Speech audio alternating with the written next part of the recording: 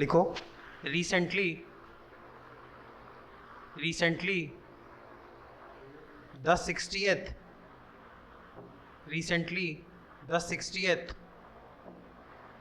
लिख लिया यहाँ तक। Recently the 60th raising day of सशस्त्र सीमा बल, ये हो गया था 21 करा दिया। कास्ट सेंसस कराया है। देखो Andhra Pradesh has become the second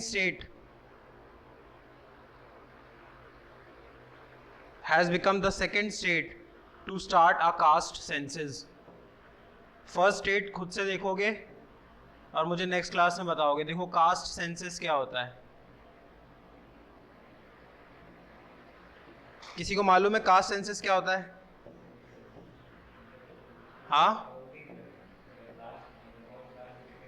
हाँ, कौन सी कास्ट में कितने लोग हैं, इस चीज की कास्ट सेंसस अभी इंडिया में होती है। इंडिया में कास्ट सेंसस होती है, बट इसको गवर्नमेंट क्लासिफाई नहीं। क्लासिफाई का मतलब क्या होता है?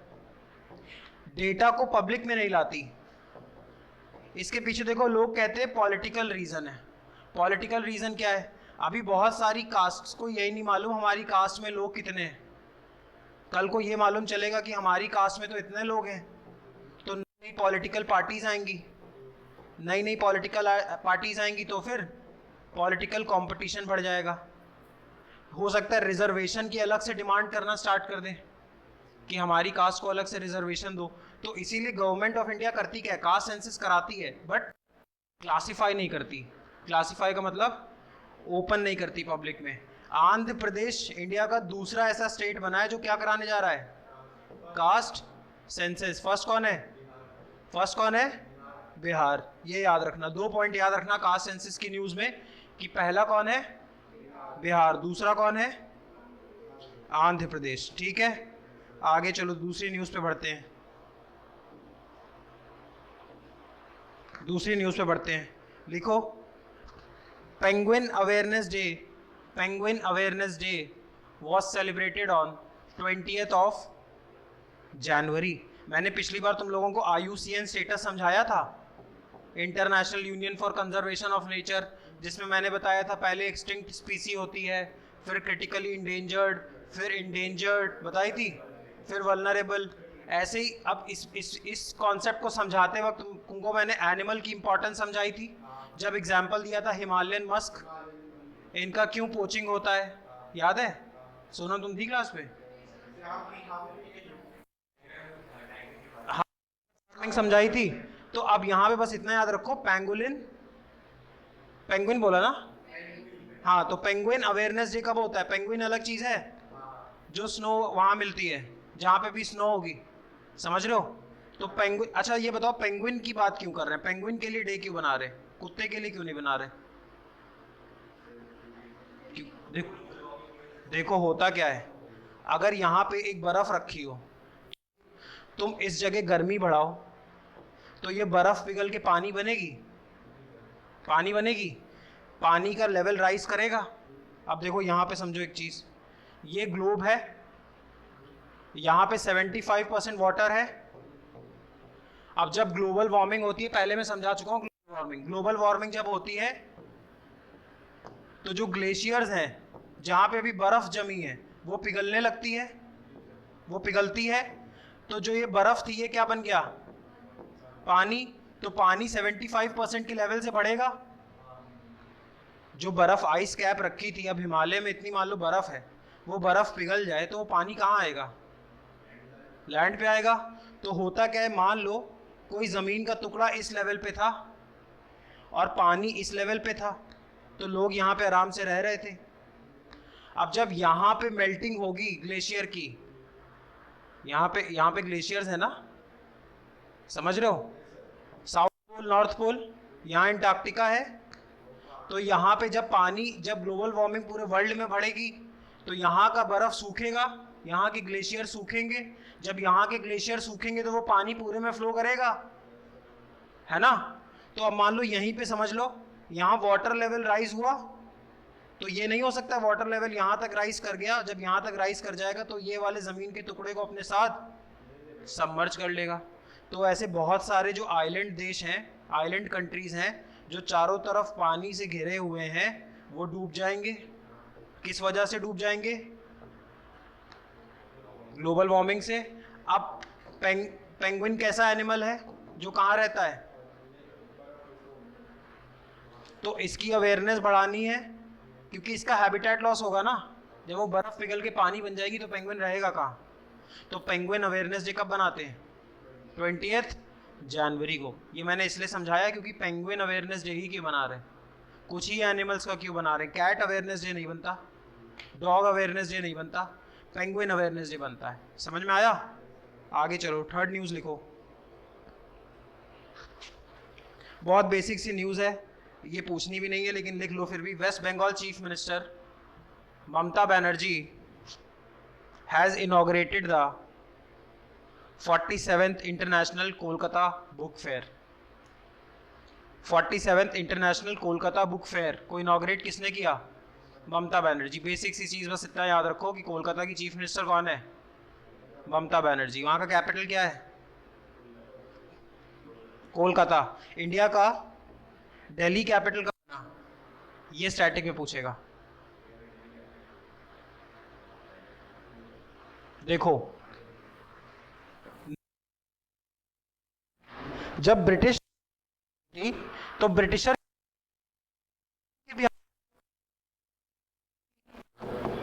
इंग्लैंड में उसके बिहार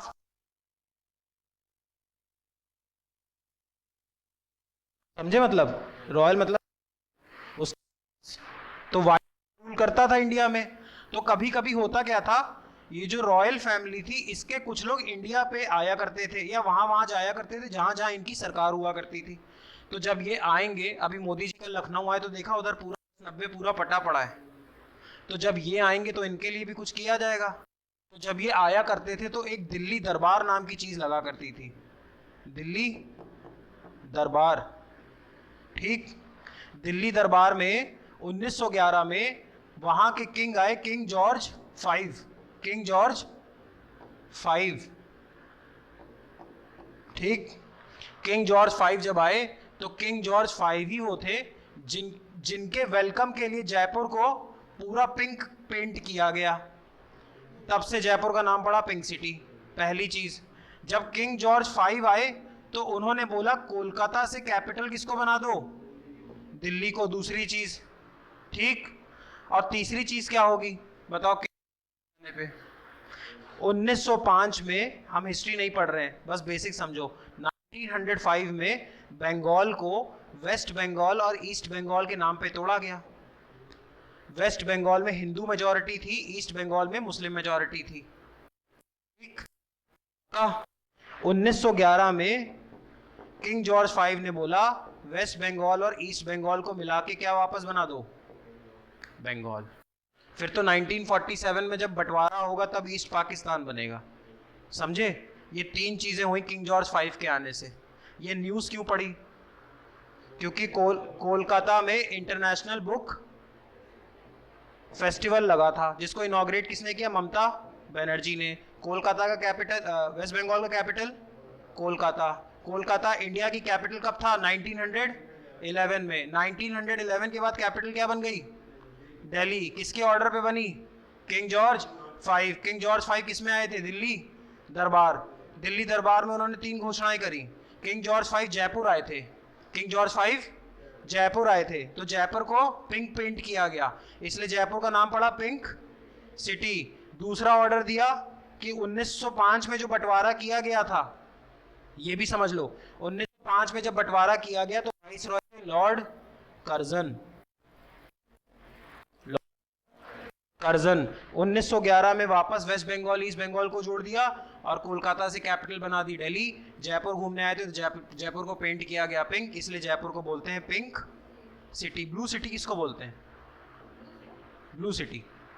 जोधपुर लिखो, Jodhpur is called as blue city. देखो वहाँ गर्मी बहुत पड़ती है, रेगिस्तान के पास में है यहाँ पे, तो इसलिए वहाँ के लोग अपने घर को पेंट करते हैं किस कलर में? ब्लू। इसलिए जब तुम मेहरानगढ़ फोर्ट से देखोगे जोधपुर को तो कैसा दिखता है? ब्लू। आगे बढ़े, न्यूज नंबर 4, वो बता दिया था Tata group will be the title sponsor for IPL, है ना? चलो आगे चलो, अब लिखो 23 जनवरी। India will host the 71st Miss World contest. इस बार की मिस वर्ल्ड इंपॉर्टेंट हो जाएगी, क्यों? क्योंकि इंडिया में हो रहा है। अच्छा देखो, एक कॉन्स्पिरेसी बोलते हैं, अब मुझे पता नहीं है कितना सच है कितना नहीं, लेकिन ये चीज देखो, जब भी एफएमसीजी कंपनीज होती हैं, फास्ट मूविंग कंज्यूमर गुड्स, एक बार मैंने समझाया था, वो कंपनीज जो ऐसे गुड्स बनाए, जो ऐसी वस्तु बनाए जो जल्दी निकल जाती हो, टूथपेस्ट, ऑयल, और बताओ एग्जांपल, बिस्किट हो गए, कॉर्नफ्लेक्स हो गए, जो घर में रोजमर्रा के लिए चाहिए, वो कंपनी जो घर की रोजमर्रा जरूरतों के लिए सामान बनाती है उनको बोलते हैं fast moving consumer goods. Consumer मतलब उपभोक्ता, गुड्स मतलब वस्तु, फास्ट मूविंग तो समझते हो जो जल्दी निकलती जाती है। फोन खरीदा, फोन 2-4 साल चलाओगे, 5 साल चलाओगे, 5-7 साल चलाओगे, समझ रहे हो? ये पोडियम 5-7 साल में चलाऊंगा, समझ में आ रहा है? ये चलाऊंगा, लेकिन अगर मान लो मैं जो यहाँ पे बिस्किट मंगा लूँ, बिस्किट 5-7 साल तो नहीं चलाऊंगा, है ना? बालों में जो ऑयल लगाया है वो 5-7 साल नहीं चलाऊंगा, जो सुबह टूथपेस्ट करता हूँ वो 5-7 साल नहीं चलाऊंगा। वो कंपनीज होती हैं फास्ट मूविंग कंज्यूमर गुड्स। इसमें बेस्ट एग्जांपल है हिंदुस्तान यूनिलीवर, पतंजलि इसका एक अच्छा एग्जांपल है,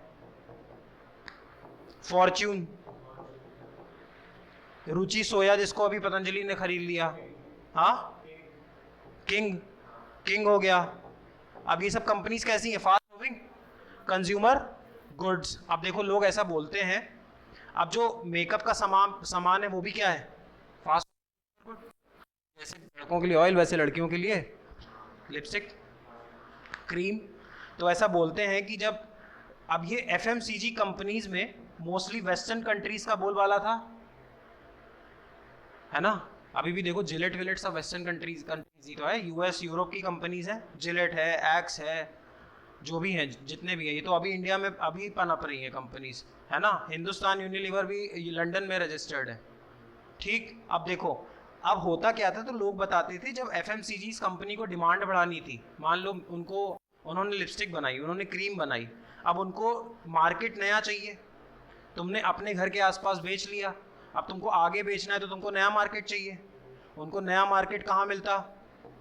साउथ एशियन कंट्रीज में, इधर पाकिस्तान, श्रीलंका, बांग्लादेश, इंडिया, आबादी बहुत है, 140 करोड़ तो इंडिया की आबादी है यार, 25-30 करोड़ पाकिस्तान की, बांग्लादेश की भी 20 करोड़ के आसपास है। तुमको तो अब कंपनी जो कैपिटलिस्ट कंपनीज है उसको तो मुनाफा कमाने से मतलब, कोई भी खरीदे, ठीक? तो ऐसा बोलते हैं जब 90s का दशक आया तब उनको नई मार्केट समझ में आई इंडियन सब कॉन्टिनेंट की, मतलब इंडिया के जो आसपास का एरिया है वो उनको नया मार्केट दिखा। इससे पहले मेकअप वगैरह का देखो इंडिया में इतना क्रेज नहीं था, तुम दादी से बात करोगे, मम्मियों से बात करोगे, इस लेवल पे क्रेज नहीं था जो अब है। नायका फैशन और ये सारी चीज़ें उस समय एग्जिस्ट नहीं करती थी, वेस्टर्न कंट्रीज में करती थी, तो इनको नई मार्केट चाहिए थी। अब जब किसी चीज़ की डिमांड तुम तभी तो करोगे जब तुम उस चीज़ का अभाव फील करोगे। डर की बात है ना, तुमको डर लग रहा है कि मैं सुंदर नहीं दिख रही, मैं सुंदर नहीं दिख रहा हूं, तभी तो तुम ऐसे प्रोडक्ट्स की डिमांड करोगे, है ना? और ऐसे ब्रांड एम्बेसडर्स बनाओगे कि देखो तुम्हारी कंट्री की ऐश्वर्या राय है वो मिस वर्ल्ड बन गई, तुम्हारी कंट्री की सुष्मिता सेन है वो मिस यूनिवर्स बन रही है, तो तुम क्यों नहीं बन सकती? इंडिया में देखो, इसलिए 1900s में इस चीज़ का कॉन्सेप्ट चालू करने के लिए, तुम ये देखो ना, जब फैशन वीक होता है तो लैक्मे ही क्यों स्पॉन्सर करता है? लैक्मे फैशन वीक, क्योंकि लैक्मे को तो अपने प्रोडक्ट्स बेचने थे, तो अब प्रोडक्ट्स बेचने के लिए तुमको यहाँ के लोगों को ये फील कराना पड़ेगा ना कि तुमको भी ज़रूरत है, तुमको भी इस चीज़ की ज़रूरत है। तुम्हारे में से देखो ऐश्वर्या राय निकल गई, तुम्हारे में से प्रियंका चोपड़ा निकल रही है, तुम्हारे में से सुष्मिता सेन निकल रही है, सब 90s में ही क्यों बन रही हैं? उससे पहले क्यों नहीं बन रही?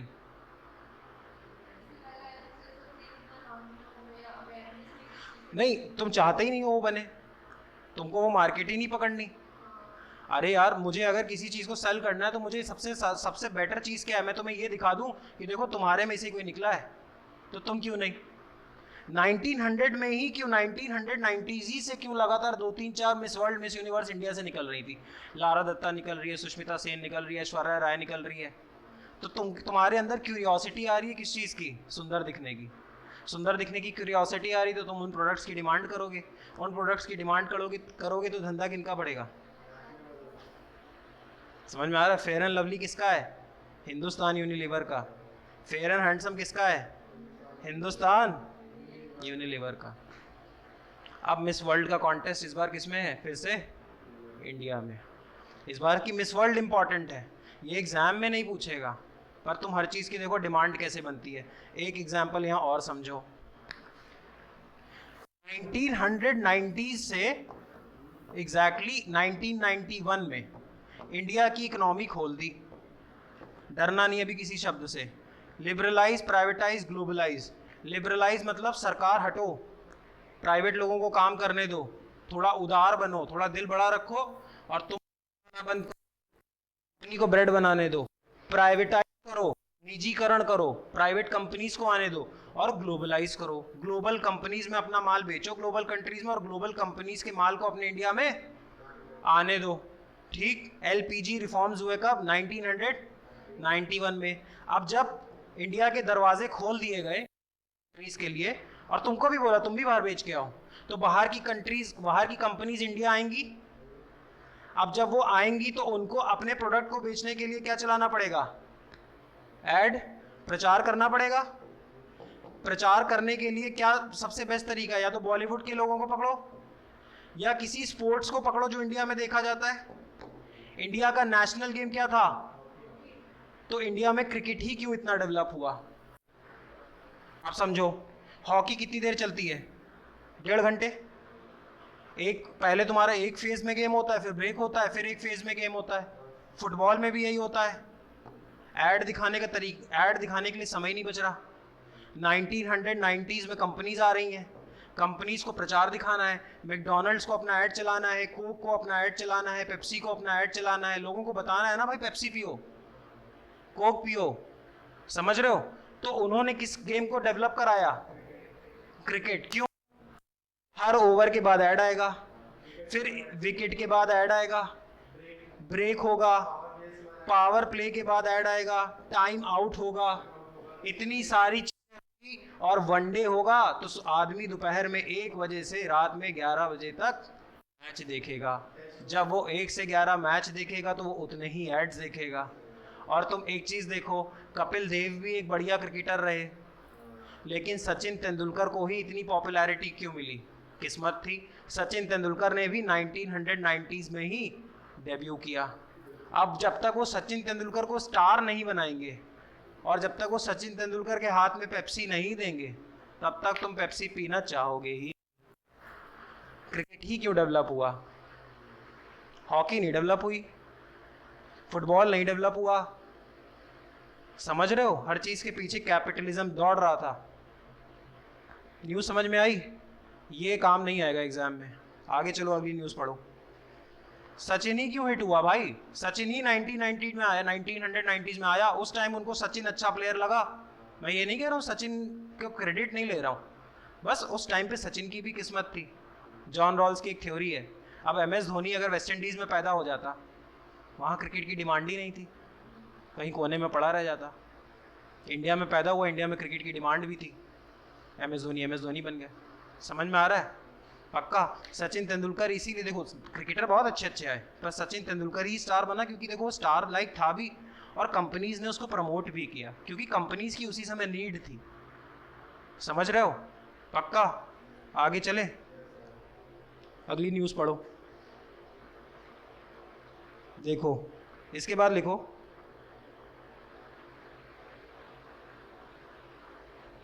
The president of the 78th session of UNGA, the president of the 78th session of UNGA, Dennis Francis on visit to India, मतलब क्या है?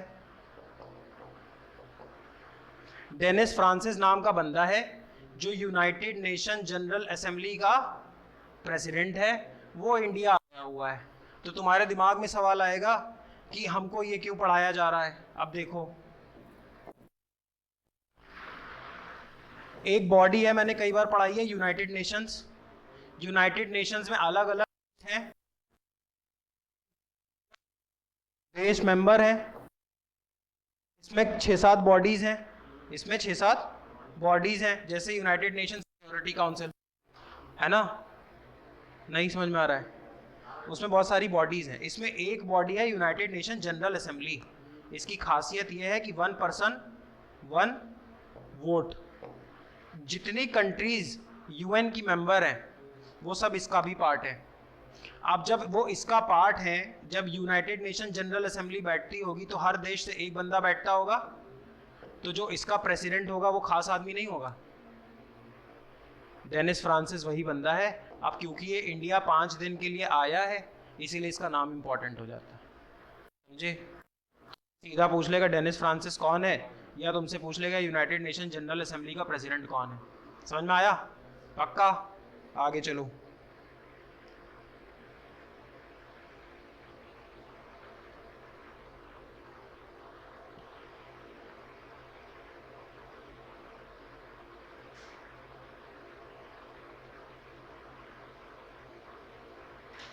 इसके बाद लिखो सोलर पावर स्टेशंस।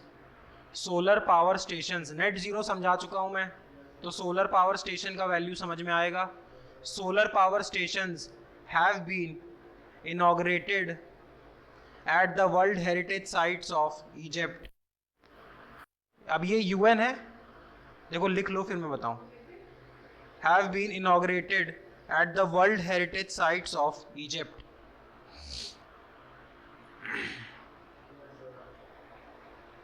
देखो, अब ये सिंपल सी लाइन है, किसी पूछ लेगा किस देश में वर्ल्ड हेरिटेज साइट्स पे सोलर पावर प्लांट्स लगाए गए, आंसर होगा इजिप्ट। इजिप्ट की कैपिटल कायरो है, ठीक है? अब देखो यहाँ समझने की क्या साइट्स चीज़ है, वर्ल्ड हेरिटेज साइट्स। अब यूएन की ही बॉडी है, ठीक? एक बॉडी है जिसका नाम है यूनेस्को। यूनेस्को का हेडक्वार्टर कहाँ पे है? पेरिस में। ये दुनिया में कुछ ऐसी धरोहर पकड़ती है, कुछ ऐसी धरोहर मतलब कुछ ऐसी चीज़ें जो दुनिया के लिए इम्पोर्टेंट हैं। ताजमहल, इंडिया की सरकार बचाने की कोशिश करे ना करे, ये ग्लोबल दायित्व बनता है, ये पूरी दुनिया का दायित्व बनता है कि ताजमहल को प्रिजर्व करो, ग्रेट वॉल ऑफ चाइना को प्रिजर्व करो, कुछ चीज़ों को प्रिजर्व करो जो सालों साल से चली आ रही हैं। ऐसे ही इजिप्ट में भी कुछ साइट्स होंगी जिन्हें बोलते हैं वर्ल्ड हेरिटेज साइट्स। हेरिटेज का मतलब क्या होता है? धरोहर। साइट्स मतलब वो ऐसी धरोहर जो दुनिया के लिए इंपॉर्टेंट है। तो इजिप्ट में भी कुछ होंगी, हमारे एग्जाम के लिए इंपॉर्टेंट नहीं है, ठीक? मैं बस ये समझाना चाह रहा था वर्ल्ड हेरिटेज साइट्स होती क्या है। ऐसे ही इसकी UNESCO intangible cultural heritage, intangible cultural heritage. अब देखो, कल्चरल मतलब कल्चर, कल्चर का मतलब होता है anything that is reinforced and repetitive. डरना किसी वर्ड से नहीं, मैं सब समझाऊंगा। Anything that is reinforced and repetitive is part of culture. अगर हिंदू धर्म बोले कि पैर छूते हो, तुम अपने पापा से पूछो पापा मैं पैर क्यों छू, तो पापा क्या बोलेंगे? कल्चर का पार्ट है, कल्चर का पार्ट है। अगर कोई मुस्लिम लड़का बोले कि ईद वाले दिन ही सेवई क्यों बना रहे हो, तो क्या बोलेंगे? उसके पीछे कोई साइंस नहीं है, उसके पीछे कोई रीज़न नहीं है। तुम बड़ों को नमस्ते बोलते हो, उसके पीछे कोई रीज़न नहीं है, बस एक कल्चर है जो चला आ रहा है। वर्ल्ड हेरिटेज साइट ऐसी चीज़ें हैं जो दिख सकती हैं, छू सकते हो, पर कल्चर क्या होता है जिसको तुम छू नहीं सकते, जो देख नहीं सकते। मैं अपने बच्चे को ये नहीं समझा पाऊंगा तुम मेरे पैर क्यों छू रहे हो, बस वो देख देख के बड़ा हो जाएगा, क्योंकि कल्चर का पार्ट है। समझ रहे हो? गाँव में जाओगे तो लोग, औरतें यहाँ तक पर्दा करती हैं, क्यों करती हैं? Culture. Anything which is reinforced and repetitive, बराबर चला आ रहा है और तुम्हें बिना किसी रीजन के बस बताया गया ये करना है, इज पार्ट ऑफ कल्चर। अब कल्चर टेंजिबल भी हो सकता है, छू भी सकते हो। सेवई, ईद पे सेवई बनाने का कल्चर है, है ना, उसको छू भी सकते हो। पटाखे चलाना एक कल्चर का पार्ट हुआ करता था। और इंटेंजिबल मतलब छू नहीं सकते, नमस्कार। मुस्लिम आदाब ही क्यों करेगा, हिंदू नमस्कार करेगा, समझ रहे हो, क्योंकि उसके कल्चर का पार्ट है। इनटेंजिबल, आदाब को छू नहीं सकते, नमस्ते को छू नहीं सकते, समझ रहे हो। इनटेंजिबल कल्चरल हेरिटेज, ये धरोहर है। अब जैसे समझो, इसकी भी एक लिस्ट कौन बनाता है, यूनेस्को। वो ये कहता है जो रामायण कराई जाती है, रामलीला, रामलीला भी क्या एक कल्चर है, इनटेंजिबल कल्चर है, और उसको हमें प्रिजर्व करना हमारी जिम्मेदारी है। तो वो इस लिस्ट में रामलीला को डाल देगा। योगा, वो इस लिस्ट में योगा को डाल देगा। अब ये दुनिया का दायित्व है कि इन चीजों को प्रिजर्व करके, कल को लोग करना बंद कर देंगे तो ये फंड देगा कि ये रुकना नहीं चाहिए। दुर्गा पूजा, दुर्गा पूजा किस तरीके से प्रैक्टिस होगी, सालों साल चली आ रही है, एक कल्चर का पार्ट है, रीइंफोर्स है, रेपिटेटिव है। क्यों हो रही है नहीं पता, पर चली आ रही है, आस्था है लोगों की, कल्चर का पार्ट है। तो ऐसी चीजों की भी एक लिस्ट बनाता है कौन, यूनेस्को, जिसका नाम रखता है इंटेंजिबल कल्चरल हेरिटेज। जब योगा को 2021 में डाला गया, दुर्गा पूजा को 2016 में डाला गया, समझ रहे हो, ये भी एक लिस्ट आती है। समझ में आया, आगे बढ़े, चलो।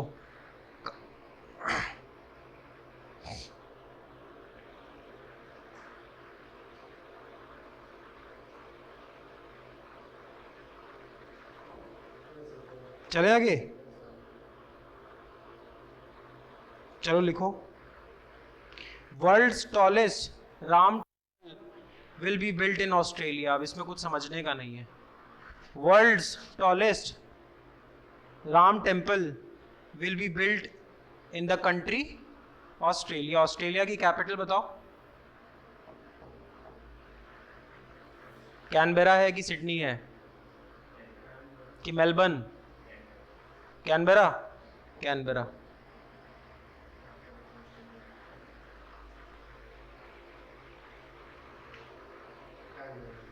हाँ, देखो ऑस्ट्रेलिया के बारे में खास बात,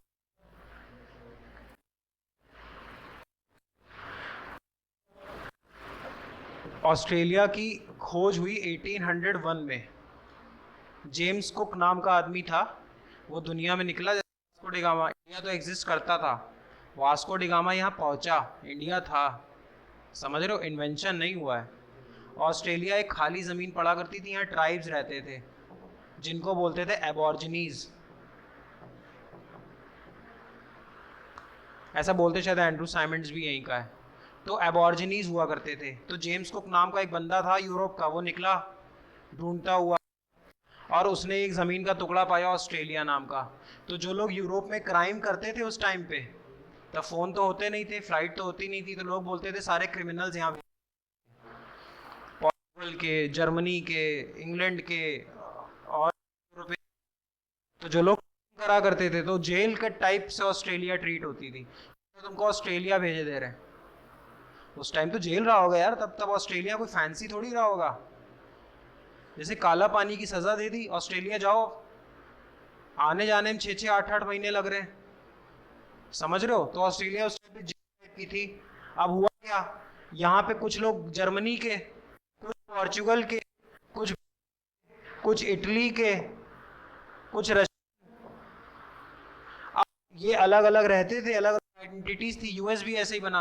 अब इनके बच्चे होने लगे, अब इनके बच्चों को समझ नहीं आ रहा मेरी कौन सी नेशनैलिटी है, मेरा पापा पोर्चुगल का, ब्रिटिश, चलो मैं हैंडल कर गया। अब मैं पोर्चुगल प्लस ब्रिटिश प्रोडक्ट हूँ मान लो, ठीक। मेरी wife German plus Italian product है। अब जो हमारा प्रोडक्ट होगा वो ऑस्ट्रेलियन कहलाया। समझ में आया, ऑस्ट्रेलिया ऐसे बना है। ऑस्ट्रेलिया में जितने रिवर्स हैं, ऑस्ट्रेलिया में जितने डेजर्ट हैं, उसके आगे तुम देखो लिखा होता है ग्रेट। ग्रेट क्यों, वो जो चीज़ ब्रिटेन में थी उसी का बड़ा वर्जन देखते थे ऑस्ट्रेलिया में, तो ग्रेट नाम लगा देते थे। तुम देखना वहाँ की जितने रिवर्स हैं, वहाँ की जितने डेजर्ट हैं, उसके आगे ग्रेट वर्ड लिखा है, क्योंकि ऑस्ट्रेलिया लैंड बहुत बड़ा है। ऑस्ट्रेलिया देखो अपने आप में एक कॉन्टिनेंट कहलाता है, ठीक। ऑस्ट्रेलिया की कैपिटल क्या है, कैनबेरा। ऑस्ट्रेलिया के बारे में एक इंटरेस्टिंग चीज़ और है, ऑस्ट्रेलिया में जितने स्पोर्ट्स खेले जाते हैं वो रीजन के हिसाब से उनके रूल्स चेंज हो जाते हैं। वहाँ फुटबॉल भी 4 टाइप की खेली जाती है। क्रिकेट इकलौता ऐसा गेम इंडिया में जिसके रूल्स पूरे यूज ऑस्ट्रेलिया में सेम है। तो ऐसा वहाँ मानते हैं। ऑस्ट्रेलिया पीएम के बाद सेलिब्रेटेड सबसे ज़्यादा पोस्ट होती है ऑस्ट्रेलिया क्रिकेट टीम के कैप्टन की।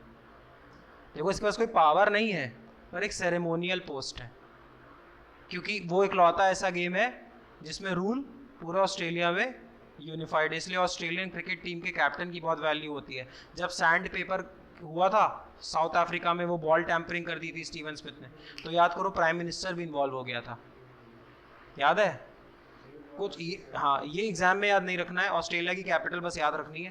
मैंने ऑस्ट्रेलिया के बारे में एक इंटरेस्टिंग चीज़ बताई। अगली न्यूज़ पे चलते हैं। जल्दी जल्दी करंट अफेयर करें कि बीच बीच में बताता रहा हूँ।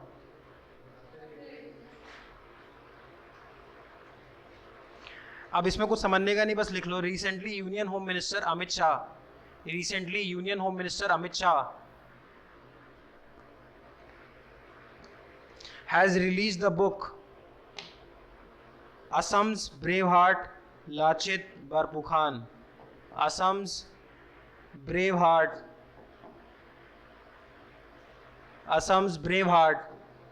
लचित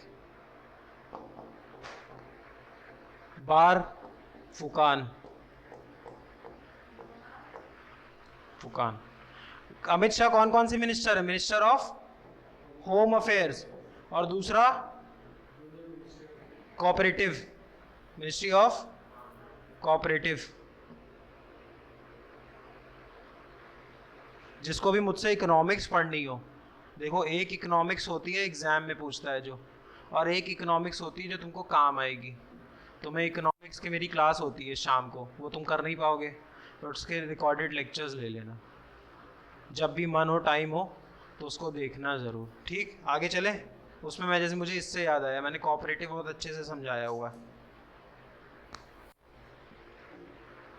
आगे चले। अब लिखो 24 जनवरी। Former chief minister of Bihar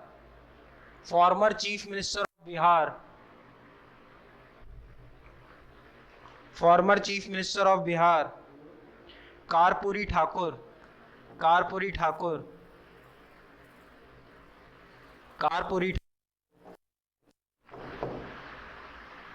will be awarded with Bharat Ratna.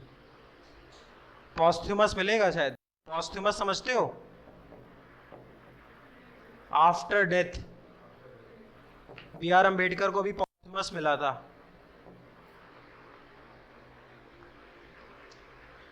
India का हाईएस्ट सिविलियन अवार्ड है भारत रत्न।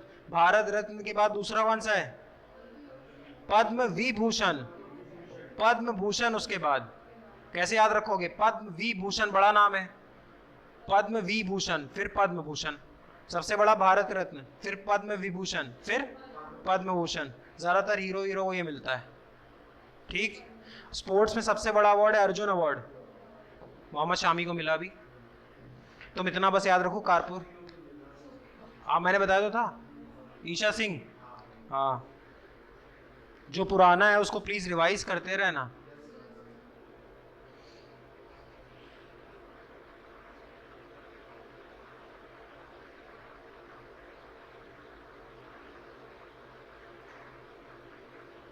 चले आगे।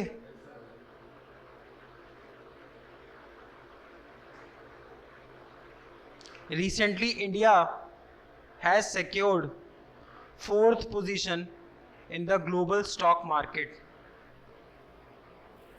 इसमें कुछ समझाने का है? स्टॉक क्या होता है?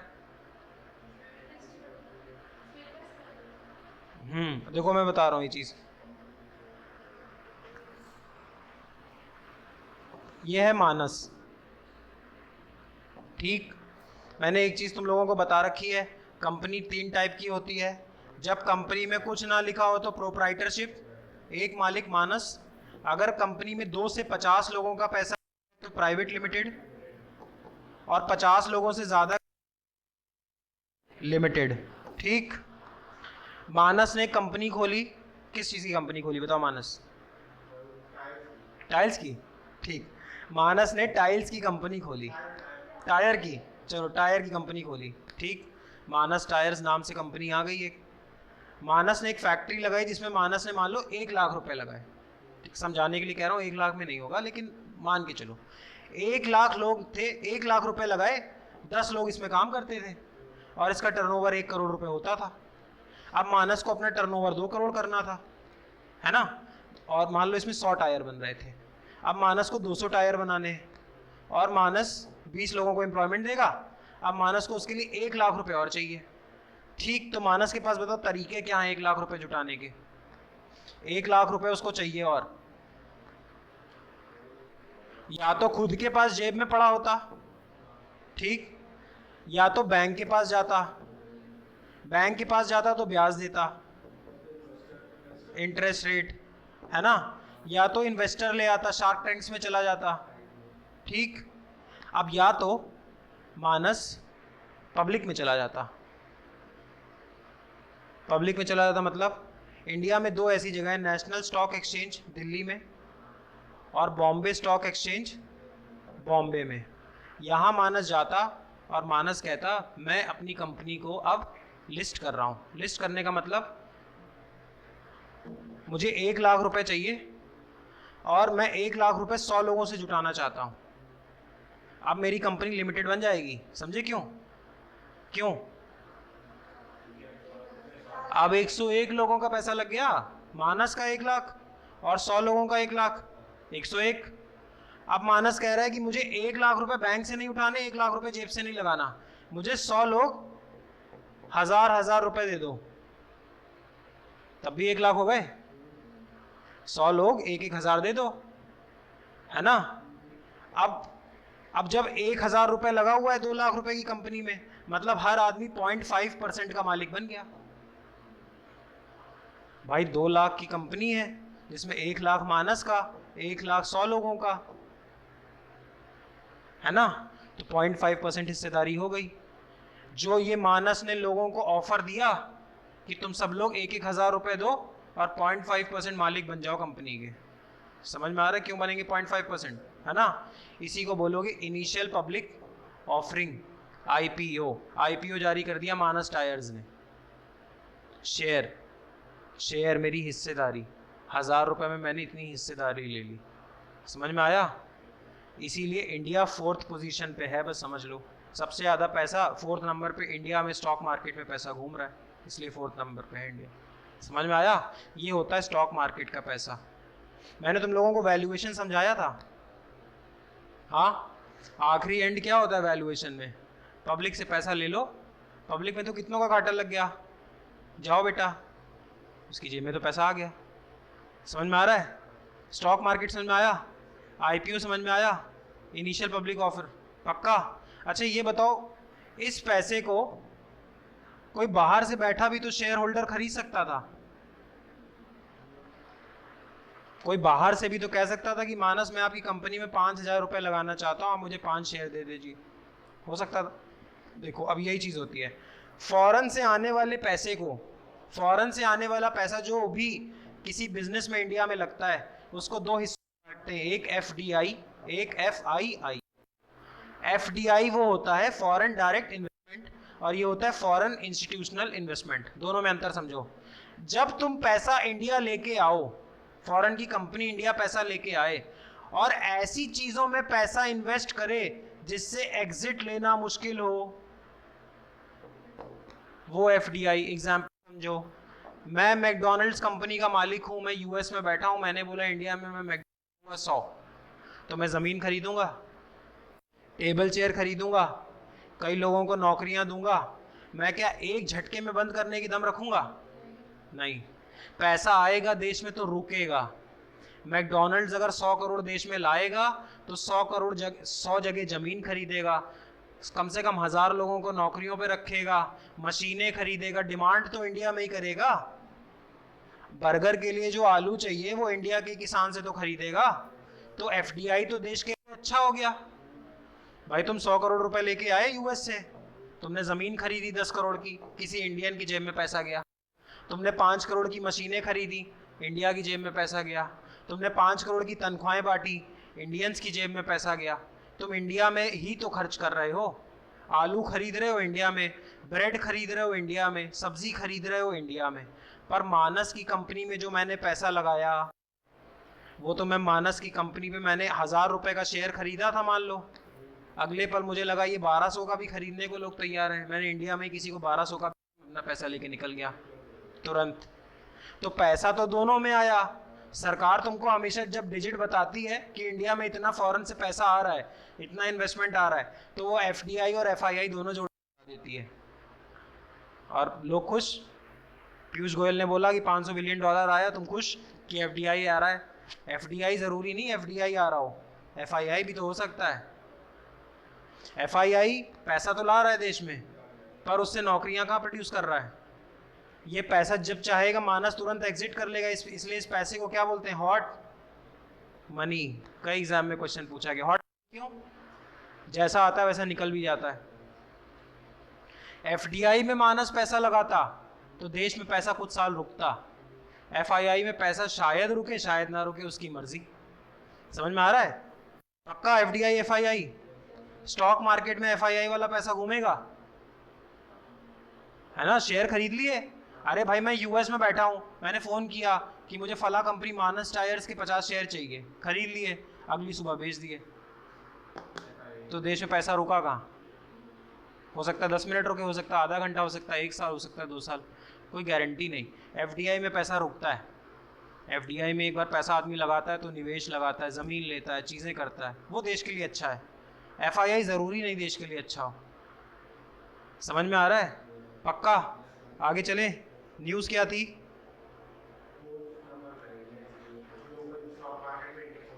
हाँ चलो आगे चलो। हाँ यार अब ये देख लो एक बार प्लीज़। हाँ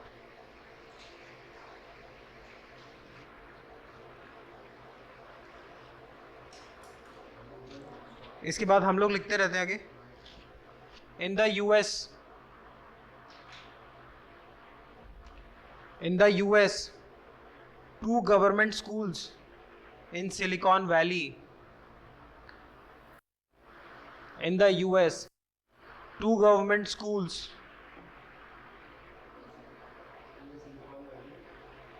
will include Hindi language as a world language in their curriculum for the first time. कहाँ तक लिख लिया? Hindi language as a world language in their curriculum for the first time. इसमें मुझे बस इतना बताना था, सिलिकॉन वैली वो जगह है जहाँ पे सारी टेक कंपनीज हैं। इंडिया की सिलिकॉन वैली किसको बोलते हैं? बैंगलोर। बस इतना पढ़ लो।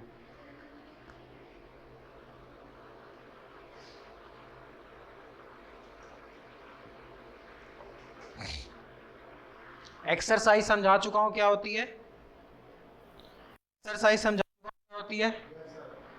2 कंट्रीज में कभी वॉर हो जाए तो एकदम से थोड़ी वॉर कर लोगे, तुम एकदम से एग्जाम थोड़ी लिख दोगे, मॉक दोगे कि नहीं।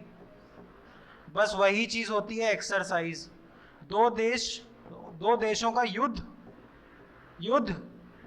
अभ्यास समझ गए। कल को युद्ध होगा तो उसके लिए अभ्यास कर लेते हैं कैसे लड़ेंगे, ठीक। उसी को क्या बोलते हैं? एक्सरसाइज। अलग अलग कंट्रीज करती रहती हैं। जब 2 देश मिलके करें तो बायलेटरल, द्विपक्षीय।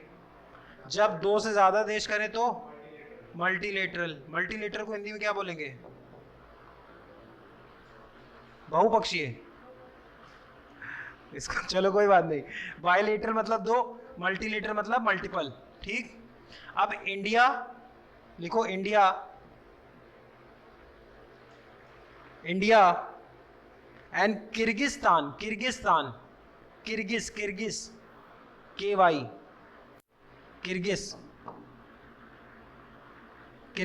India and Kyrgyzstan recently conducted the 11th joint special force exercise called खंजर। ठीक है, मैंने पहले बताया हुआ है खंजर। It was held it was held in Himachal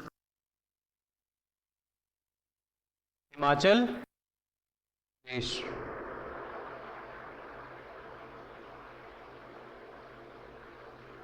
इसके बाद देखो government of Canada, government of Canada, Canada का कैपिटल ओटावा, पक्का चेक कर लेना। Government of Canada has declared 22 January, government of Canada has declared 22 January as Ayodhya Ram day.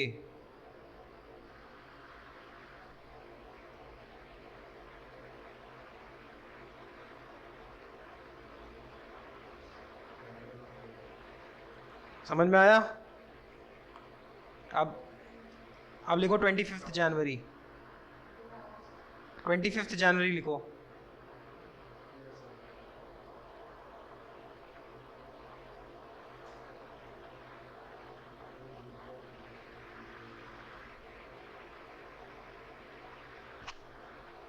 अच्छा एक बात बताओ, अगर कोई आदमी एकदम अनपढ़ हो और 20 साल का हो तो उसको पढ़ाना बेटर है कि उसको कोई स्किल सिखा दो? स्किल सिखा दो, कारपेंटरी सिखा दो, टाइल का काम करना सिखा दो, पेंटिंग सिखा दो, कंप्यूटर ऑपरेटर का काम सिखा दो। बहुत सारी स्किल्स होती हैं, स्किल होगी तो उससे अपने आप इनकम आ जाएगी, है ना? तो इसीलिए सरकार क्या करती है, एक स्किल डेवलपमेंट मिशन चलाती है। स्किल डेवलपमेंट मिशन सुना होगा, है ना? अब देखो लिखो, रिसेंटली हम 25 जनवरी कर रहे हैं, recently president Draupadi Murmu, recently president Draupadi Murmu first tribal president है इंडिया की, द्रौपदी मुर्मू जी, पता है ना? फर्स्ट प्रेसिडेंट नहीं, recently president Draupadi Murmu has inaugurated the new building, has inaugurated the new building Kaushal Bhavan, has inaugurated the new building Kaushal Bhavan, Kaushal Bhavan building का नाम है, of the ministry of skill development and entrepreneurship in New Delhi. Skill development and entrepreneurship in New Delhi. Entrepreneur का मतलब क्या होता है?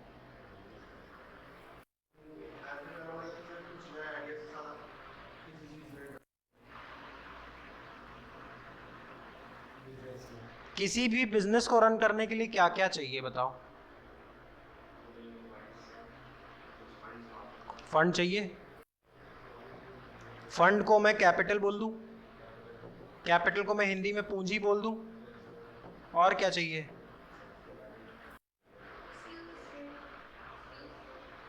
Skill चाहिए। Skill किससे मिलेगी? एम्प्लॉयज मतलब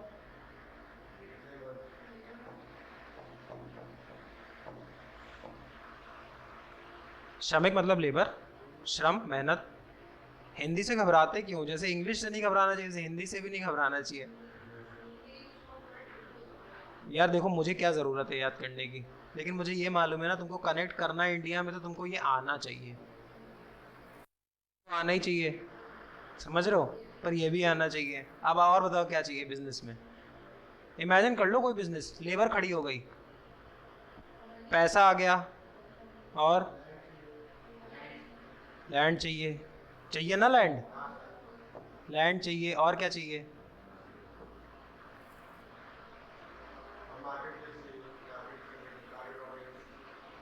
डिमांड चाहिए, चलो, पर ये तो बात की बात हो गई। बिजनेस स्टार्ट करने के लिए क्या चाहिए?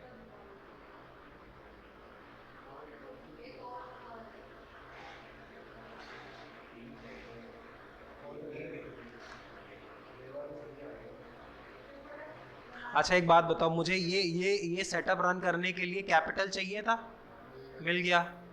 यहाँ पे ज़मीन चाहिए थी, ज़मीन मिल गई। लेबर में मान लो सब हो गए, मैं भी एक लेबर ही हूँ यहाँ पे, सारे टीचर्स हो गए, अखिल हो गए, स्टाफ हो गया, लेबर हो गई, अब बचा का, अब क्या चाहिए? प्रोडक्ट क्या चाहिए? बोर्ड चाहिए। बोर्ड तो पूंजी से आ गया ना, बोर्ड से तो पूंजी से आ गया, मैं मान रहा हूँ बोर्ड चाहिए, पर ये किस लिए है बताओ? अरे मैं खुद, अगर मैं ही ना हूं तो ये क्या करेगा, ये क्या करेगा, और ये क्या करेगा। अब ये किसी भी बिजनेस में लगा के देख लो, इसी को बोलोगे एंटरप्रेन्योर। चार ही चीजें तो चाहिए किसी बिजनेस को रन करने के लिए। कोई भी बिजनेस ले आओ, ठेकेदारी समझते हैं, ठेकेदारी के लिए फंड चाहिए, ठेका लेने के लिए ज़मीन चाहिए जहाँ ऑफिस होगी, इसके बाद तुमको लेबर मिल गई। अब ठेकेदारी नहीं है, ठेका ठेका लेने के लिए या डिसीजन बनाने के लिए। तुम इसको रटो मत, ये मत सोचो मैंने ये बोल दिया, तुम समझो ना चारों चीज़ों। इसके अलावा फिर तुम बताओ बिजनेस के लिए कुछ चाहिए तो बताओ, नहीं, लेकिन तुम इसको ही हटा लो, सब बेकार है। इसमें से कुछ भी हटा लो बेकार हो जाएगी चीज़, है ना। अब लैंड या तो खुद का हो या रेंट मांगेगा, है ना। कैपिटल या तो खुद की हो या बैंक से लाओगे तो ब्याज मांगेगी, इंटरेस्ट रेट। लेबर तुमसे सैलरी मांगेगा, और ये प्रॉफिट या फिर लॉस लेगा। समझे? पक्का? ये मैंने समझाया क्यों?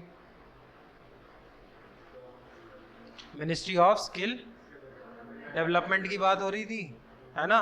स्किल डेवलपमेंट एंड एंटरप्रेन्योरशिप, ऐसे लोगों को प्रमोट करने के लिए, स्किलफुल लोगों को प्रमोट करने के लिए ये मंत्रालय बनाया गया है। समझ में आया? पक्का? आगे बढ़े।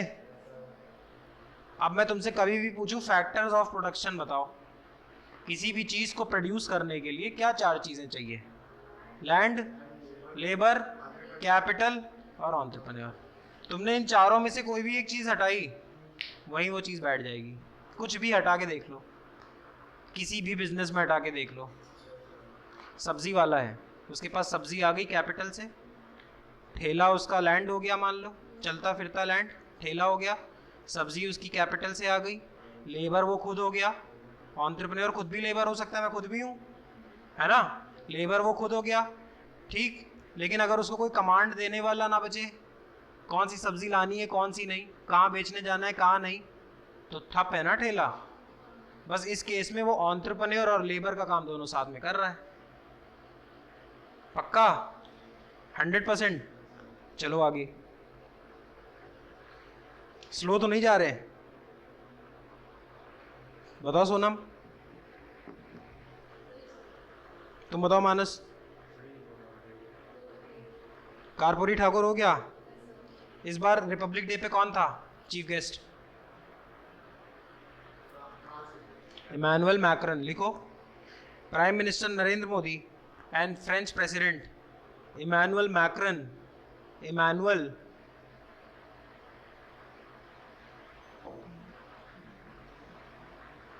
मैक्रन will be on a 1-day visit to Jaipur today.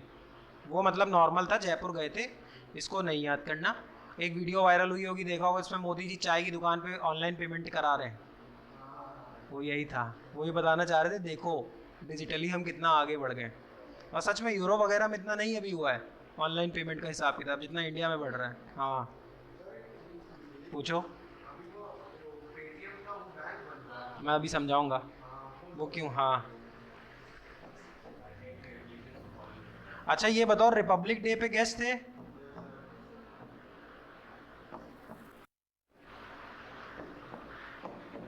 Republic का मतलब क्या होता है?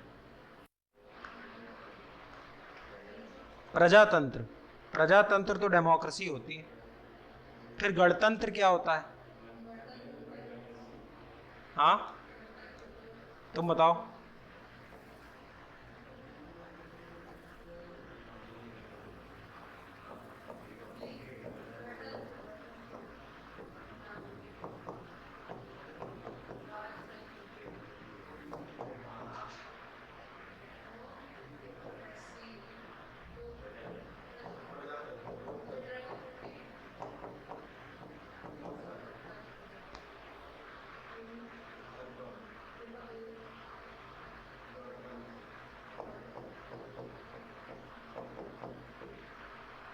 बताओ तीनों में डिफरेंस। देखो ये बहुत छोटी छोटी चीज़ें हैं, कोई कभी क्लियर ही नहीं करता। आगे का तो तुम अपने आप पढ़ जाओगे, आगे तुम बहुत पढ़ते जाओ, पीछे तुम्हारा कभी यही सब क्लियर ना हो।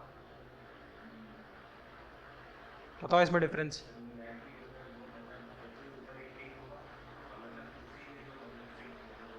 देखो दो चीज़ें होती हैं, हेड ऑफ स्टेट और हेड ऑफ गवर्नमेंट।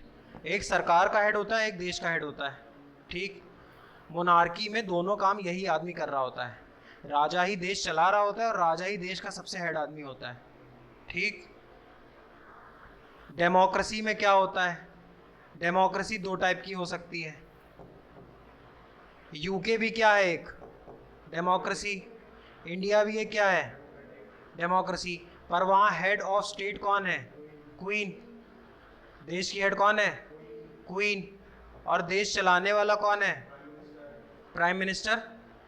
इंडिया में हेड ऑफ स्टेट कौन है, प्रेसिडेंट। और हेड ऑफ गवर्नमेंट कौन है, Modi ji, prime minister. Prime minister यहाँ भी, प्राइम मिनिस्टर यहाँ भी, यहाँ पे प्रेसिडेंट, यहाँ पे क्वीन।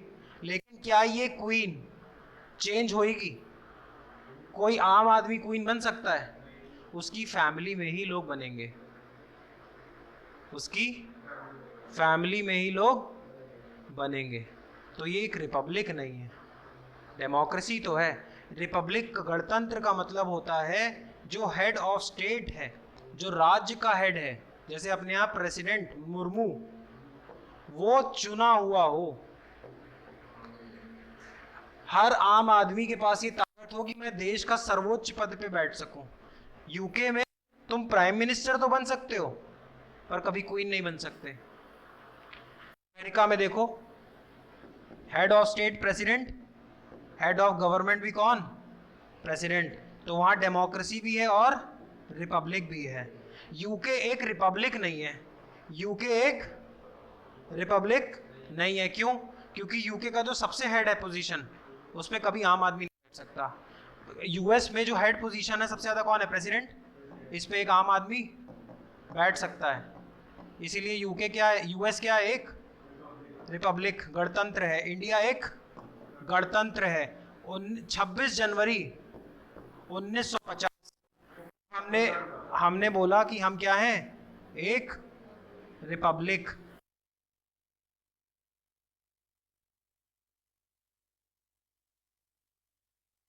राष्ट्रपति बन सकता है, बन कोई भी सकता है, तुम भी बन सकते हो, मैं भी बन सकता हूँ। यूके में नहीं बन सकते, यूएस में बन सकते हैं। तो डेमोक्रेसी और रिपब्लिक को कभी सेम मत समझना। रिपब्लिक का इतना सिंपल, रिपब्लिक का सिंपल सा एक मतलब है ऐसा देश जिसका जो सबसे सर्वोच्च पद है, जो सबसे ऊपर की पोजीशन है, टॉप मोस्ट पोजीशन है, वो एक किसी भी आम आदमी के हाथ आ सकती है, वो एक रिपब्लिक हो गया। यूएस एक रिपब्लिक हो गया, इंडिया एक रिपब्लिक हो गया, यूके एक रिपब्लिक नहीं है।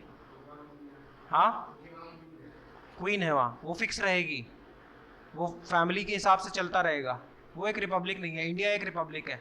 इसीलिए हम लोग 26 जनवरी 1950 को क्या बनाते हैं, रिपब्लिक डे। फ्रांस एक रिपब्लिक है, वहाँ का प्रेसिडेंट सरकार का भी हेड होता है और कंट्री का भी। समझ में आया? इंडिया डेमोक्रेसी है, इंडिया रिपब्लिक है। यूके डेमोक्रेसी है, यूके डेमोक्रेसी क्यों नहीं है यार, प्राइम मिनिस्टर है वहाँ पे। पर यूके रिपब्लिक। यूएस डेमोक्रेसी है, यूएस यूएस तो अरे राष्ट्रपति का चुनाव होता है वहाँ पे, कंफ्यूज मत हो। देखो, हेड ऑफ स्टेट एक चीज होती है और एक चीज होती है हेड ऑफ गवर्नमेंट। इंडिया में हेड ऑफ स्टेट होता है राष्ट्रपति, ठीक, और इंडिया में हेड ऑफ गवर्नमेंट होता है प्राइम मिनिस्टर, प्रधानमंत्री। यूएस में हेड ऑफ स्टेट भी प्रेसिडेंट होता है, हेड ऑफ गवर्नमेंट भी प्रेसिडेंट होता है। दोनों आदमी चुने हुए हैं, चुनाव हुआ। इंडिया में दोनों चीजों का चुनाव हुआ। यूके में, ब्रिटेन में जो क्वीन है, इसका कोई चुनाव नहीं हो रहा, प्राइम मिनिस्टर का चुनाव हो रहा है। तो ये डेमोक्रेसी तो है, देश तो एक चुना हुआ आदमी चला रहा है, पर देश का हेड चुना हुआ आदमी नहीं है। दो चीजें अलग हैं, head of state head of government अलग है, ये हमेशा याद रखो। सरकार चलाने वाला अलग है, देश का हेड अलग है।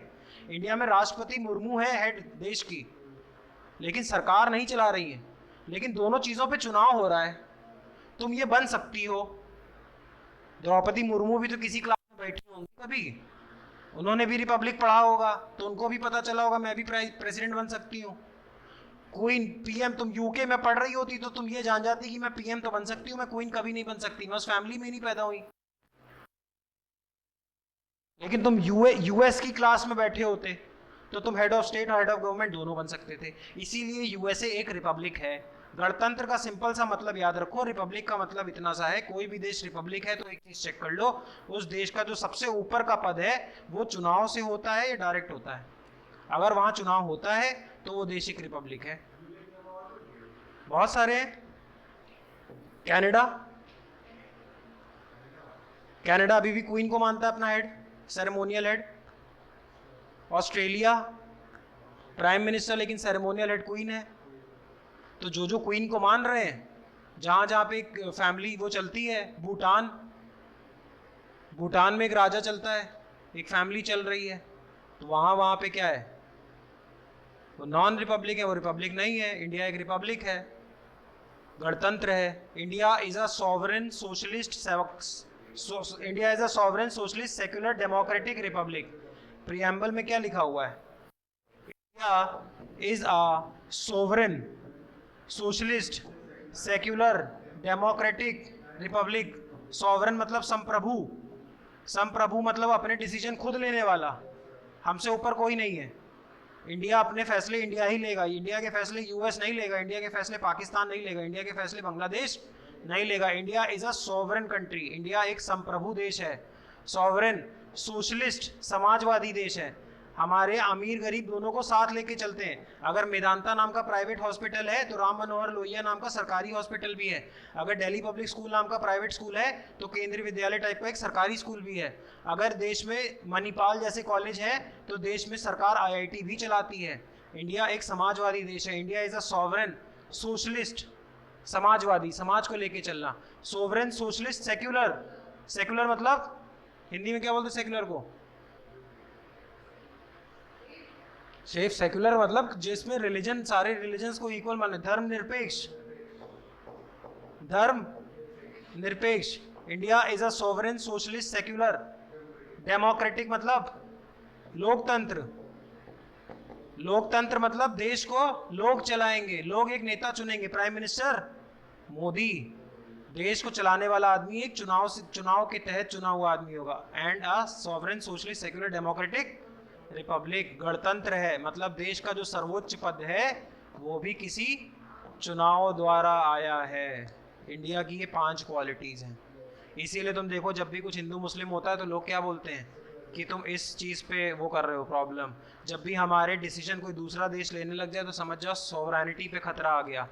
और जब भी प्राइवेट का बोलबाला शुरू हो तो सोशलिज्म पे खतरा आ गया। और इस पे खतरा तो कभी आने ही नहीं देना है। समझ में आया? इंडिया को डिफाइन करना हो एक लाइन में, इंडिया की पॉलिटी तो यही लाइन है, India is a sovereign socialist secular democratic Republic. समझ में आया? इससे तुम देखो सब समझ जा रहे हो। इससे तुम्हें समझ में आ जा रहा है इंडिया एक सेपरेट देश है, कोई रूल दूसरे का नहीं चलता। सोशलिस्ट से तुम ये समझ जा रहे हो कि इंडिया एक ऐसी इकोनॉमी में बिलीव करता है कि गरीब को भी साथ लेके चलना है। सेक्युलर से तुम ये समझ जा रहे हो कि इंडिया में कोई एक धर्म का बोलबाला नहीं है। डेमोक्रेटिक से तुम ये समझ जा रहे हो कि इंडिया में लोग चुनाव करते हैं, लोग चुनते हैं सरकार। रिपब्लिक से तुम ये समझ जा रहे हो कि इंडिया का जो सर्वोच्च पद है वो किसी एक आम आदमी के हाथ भी लग सकता है। समझ में आया? पक्का? आगे चले, हम लोग पढ़ के आ रहे थे।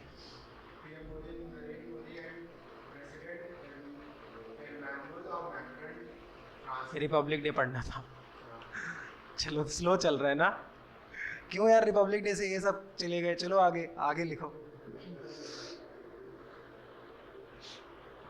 अभी एक्सरसाइज समझाई थी, आगे लिखो। Indian air force has participated in exercise, Indian air force has participated in exercise desert night over the Arabian C.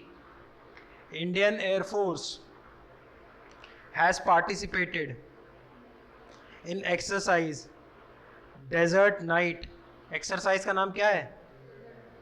Desert Knight, desert flag भी है, वो बताया हुआ है ना। Desert night over the Arabian Sea, मतलब अरेबियन सी के आसपास वाले इलाके में हुआ है। Over the Arabian sea with France and UAE. तो ये एक्सरसाइज कैसी हो गई? मल्टीलेटरल, 3 कंट्रीज आ गई ना।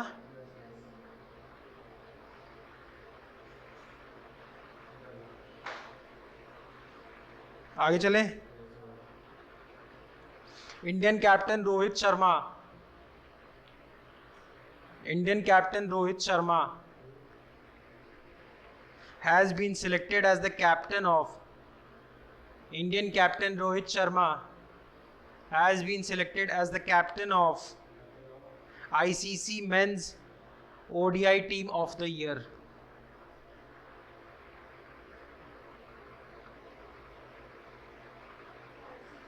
Men's ODI team of the year 2023।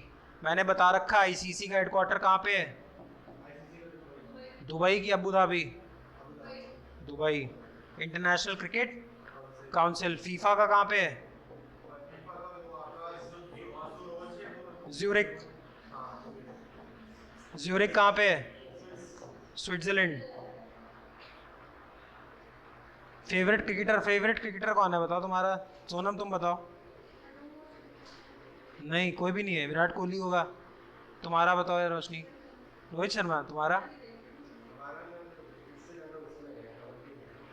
Kabaddi नहीं, क्रिकेटर बताओ, कबड्डी में देख। कोहली। तुम्हारा? धोनी। सही है यार, धोनी तो रिटायर हो गया अब। अच्छा तुम वो देखते हो क्या, प्रो कबड्डी? हाँ तुम भी देखती हो प्रो कबड्डी? शाम को जो आता है 8 से 9, 9 से 10। गजब यार। वो उसमें जयपुर पिंक पैंथर्स वैंथर्स है ना। हाँ ले पंगा। आज भी आता है। हाँ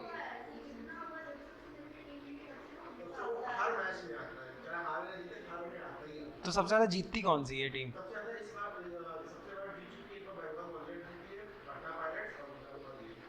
सबसे ज़्यादा कौन जीतती है? जैसे आईपीएल में सीएसके जी। पटना पायरेट्स। वो किसकी टीम है? सेलिब्रिटी बस एक ही है, अभिषेक बच्चन। गजब यार। तुम क्या देखते हो? एनबीए? कौन सी टीम को सपोर्ट करते हो? यूएसए में तो एनबीए होता है, तो उसमें कौन सी टीम?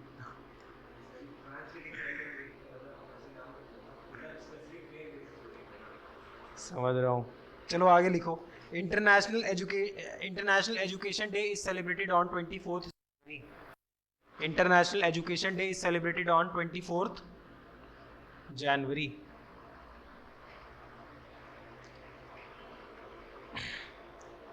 वेटरन बॉक्सर, वेटरन मतलब समझते हो?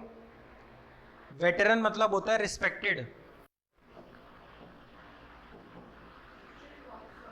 जैसे M S Dhoni is a veteran cricketer, वो तो अभी खैर खेल रहा है, आईपीएल खेल रहे हैं। Sachin Tendulkar is a veteran cricketer, Kapil Dev is a veteran. Veteran मतलब उस फील्ड में अच्छा काम किया, कभी रिस्पेक्टफुल। तो लिखो veteran boxer and 6 time world. अब 6 टाइम वर्ल्ड चैंपियन है तो ऑब्वियसली क्या है? वेटरन। ये इंग्लिश में यूज होगा ये सब। Veteran boxer and 6 time world champion Mary Kom. वो मूवी नहीं आई थी? मैरी कॉम कौन से स्टेट से है? तुमने मूवी देख ली, यही नहीं देखा? Manipur. Manipur. Mary Kom has announced her retirement from boxing. Boxing नहीं करनी अब। चलें आगे। अब लिखो 26 जनवरी।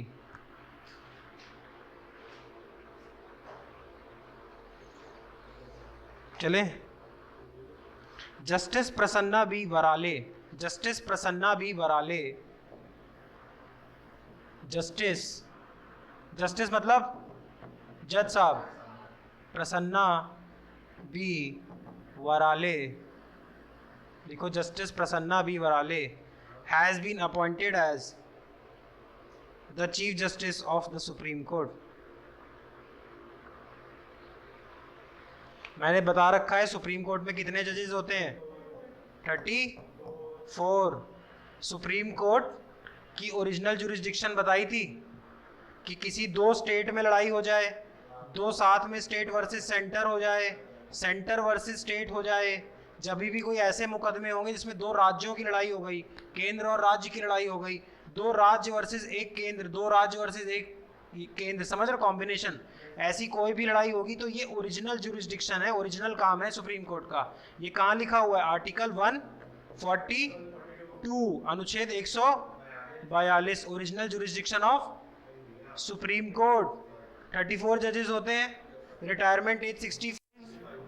क्या बताया था, सुप्रीम कोर्ट जज बनने के बाद तुम लोअर कोर्ट में प्रैक्टिस नहीं कर सकते, ये हाई कोर्ट में प्रैक्टिस नहीं कर सकते, बताया था ये सब, बहुत डिटेल में बताया था ये सब, पक्का, बस इतना नोट कर लो।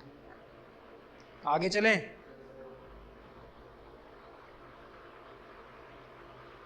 Virat Kohli has been declared as the men's ODI cricketer of the year 2023। Men's ODI cricketer of the year 2023 by ICC. उसको कैप्टन बनाया है।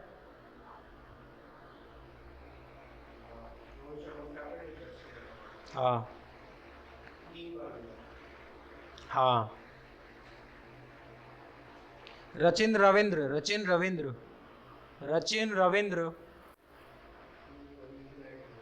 हाँ, a star allrounder of New Zealand. New Zealand की टीम को कीवीज भी बोलते हैं। एक बार एग्जाम में किसी ने पूछा था, which of the following cricket team is termed as Kiwis. Kiwis का मतलब New Zealand. Rachin Ravindra, star allrounder of New Zealand, has been selected as the emerging cricketer of the year 2023.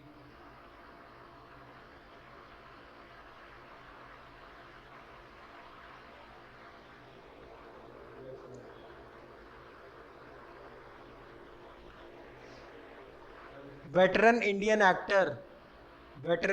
actor Mithun Chakraborty. Bengal के चुनाव में मिथुन चक्रवर्ती किसके साथ खड़े थे, मोदी जी के साथ। लिखो, veteran Indian actor Mithun Chakraborty will be honoured with Padma Bhushan. वो फोटो याद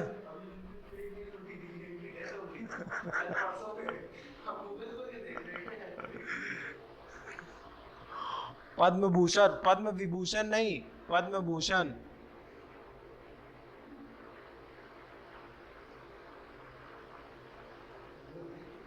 फिर 27 जनवरी लिखो।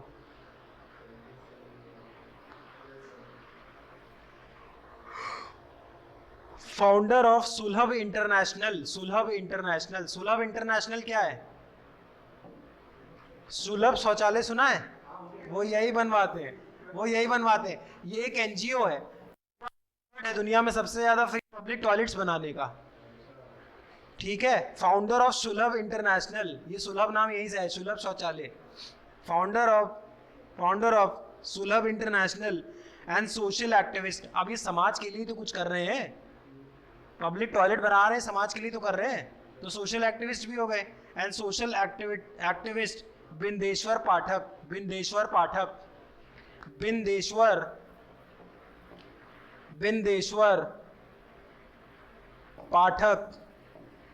will be awarded with Padma Vibhushan posthumously बताया था अभी।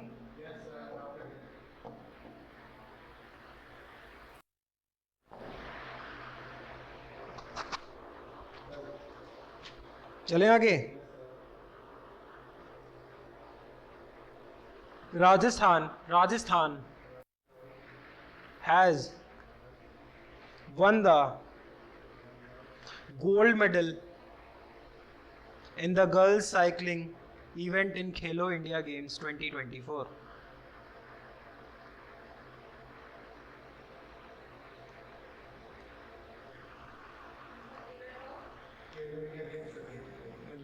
हो गया, लिख लिया अभी 2024 देखो अभी ये कितनी बढ़िया चीज़ हुई।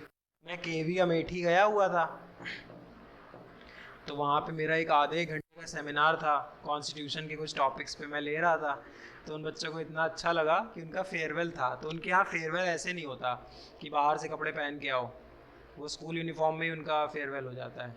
तो उन लोगों ने अपने सारे प्रोग्राम्स रुकवा दिए और 3 घंटे का उनका फेयरवेल था। कुछ नहीं हुआ, मैंने 3 घंटे उन लोगों को ये जीके और कॉन्स्टिट्यूशन इस पर लेक्चर दिया, उन लोगों ने आराम से सुना। सच बता रहा हूँ मैं, तो मेरी खुद ही हवा ख़राब हो गई। मतलब उनका फेयरवेल, मैंने उनका पूरा फेयरवेल हाईजैक कर लिया। अब उसके बाद फिर इनवाइट किया उन्होंने, चलो। हाँ हाँ भाई, मैं सोच के नहीं गया था। कुछ 11 बजे से उनका प्रोग्राम स्टार्ट होना था फेयरवेल का। मैं वहाँ पे, मेरा 9:30 बजे से था, तो 9:30 से 10 बजे तक टाइम था। तो मैं बोल रहा था तो किसी ने रोका ही नहीं, तो 10:30 बस हो गया। तो उन्होंने बोला अब इसको यहाँ पे भी कंटिन्यू कर दीजिए चल के। फिर वो 2 बजे ख़त्म हुआ। चलो आगे।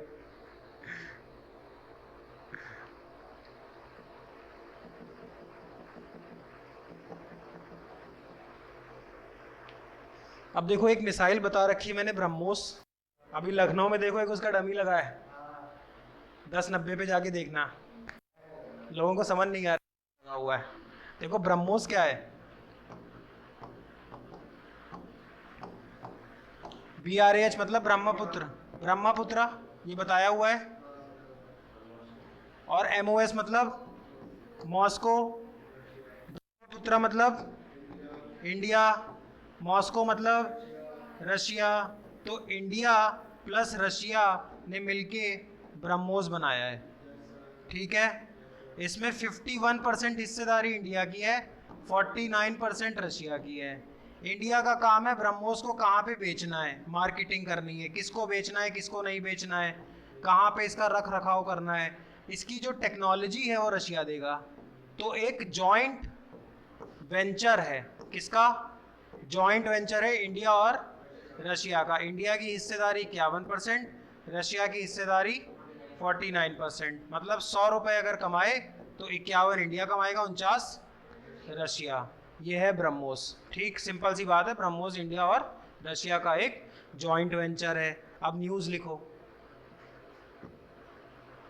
लिखो India will export BrahMos cruise missile to Philippines. देखो इंडिया डिसाइड करेगा ना बेचना किसको है।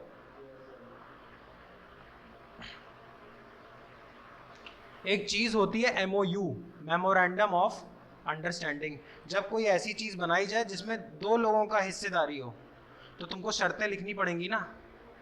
मैंने और सोनम ने अभी कोई बिजनेस स्टार्ट किया, तो हमने अगर खाली बिजनेस कर लिया कि चलो चलो स्टार्ट करते हैं सर और काम करते, लेकिन हम क्या बोलेंगे, एक तरीका क्या होगा, हम एक कागज़ लेंगे, कागज़ में लिखेंगे सोनम ये करेगी, मैं ये करूँगा, इतना पैसा मैं लगाऊंगा, ये सोनम लगाएगी, यहाँ पे मैं जाऊँगा, यहाँ सोनम जाएगी, ये दिन में काम मेरे को करना है, मान लो रात को काम सोनम को करना है।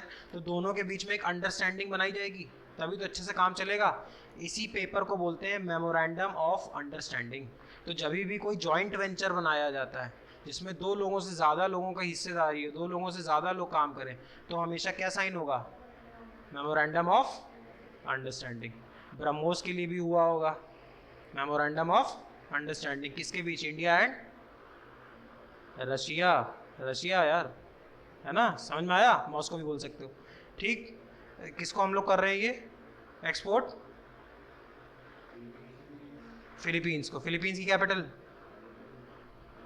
मनीला। पिछली बार एशियन डेवलपमेंट बैंक बताया था, ADB, यार पूरा पढ़ाया था, world bank, IMF, ADB, AIIB, NDB, 5 types of international banks पढ़ाए थे। तब ADB बताया था, एशियन डेवलपमेंट बैंक, जिसमें जापान और US की सबसे ज़्यादा हिस्सेदारी थी, इंडिया की फोर्थ या सेकंड पे थी। उसका हेडक्वार्टर कहाँ था, तुमको नहीं याद ना रोशनी, कोई बात नहीं, चलो आगे। हाँ बस एक चीज लिख लो, for the first time India has honoured 4 French citizens with Padmashri award.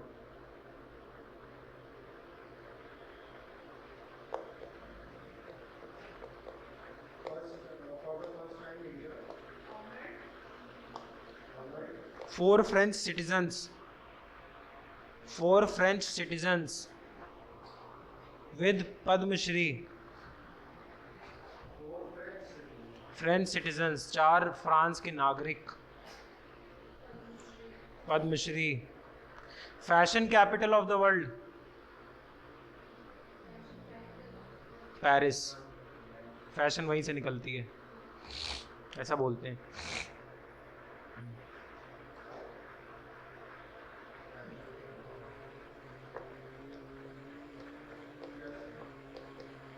Recently a 3-day किसान मेला. सिंपल क्वेश्चन आएगा, किसान मेला कहाँ हुआ. रिसेंटली अ 3-day किसान मेला was concluded in the state of Gujarat. Concluded in the state of Gujarat.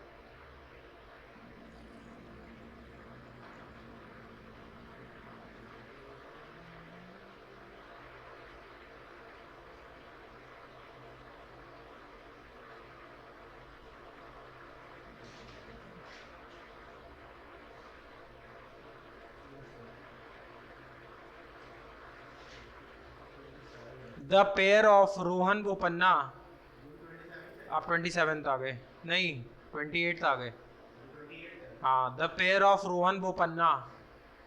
The pair of Rohan Bopanna and Matthew Ebden. Matthew Ebden. Matthew Ebden. Matthew Ebden and Rohan have one. Rohan Bopanna लिख लोगे? रोहन लिख लोगे? Bopanna.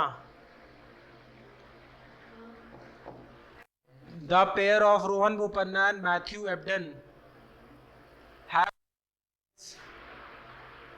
Double title tennis tournament. Australian open tennis tournament.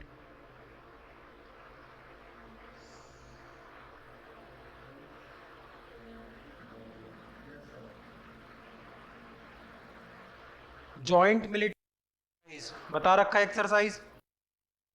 Exercise Sada Tanseeq. Sada तांसिक.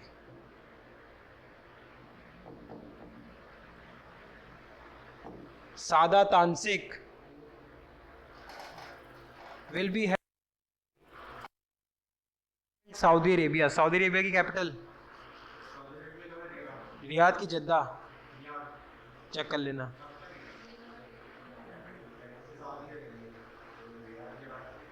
Riyadh. वो currency सोच रहा है, तुम क्या सोच रहे हो?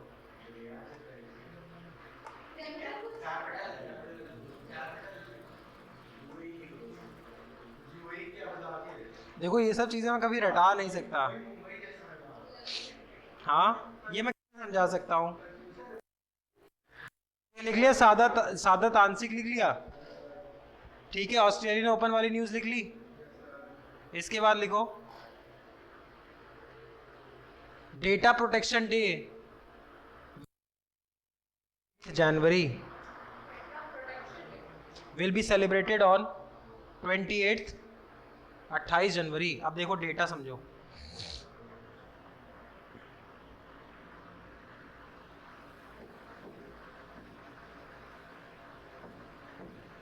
डेटा क्या होता है?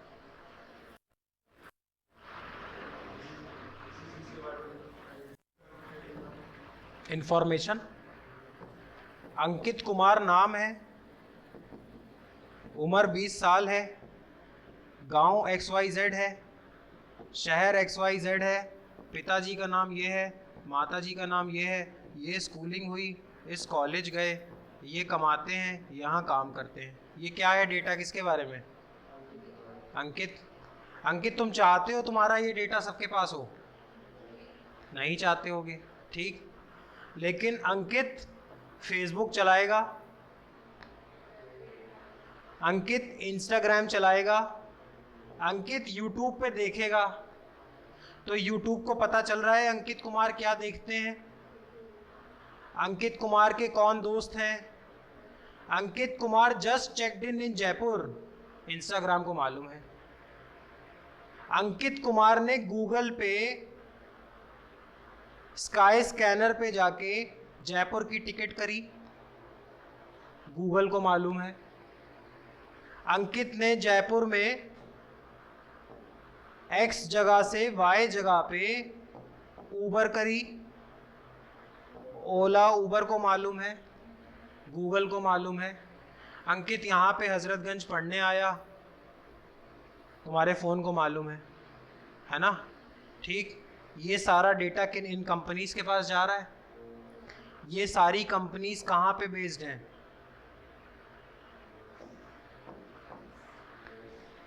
ठीक, आज तो ये कंपनीज तुमको वो चीज़ शायद ना फील कराएं, बट कुछ साल बाद जब अंकित मान लो सन 2065 में देश के प्राइम मिनिस्टर का चुनाव लड़ने जा रहे हो, तो अंकित कुमार के पास गूगल से एक चिट्ठी आए और जो ये बोले, अंकित कुमार ये रही आपकी 2023 में भेजी हुई वीडियो।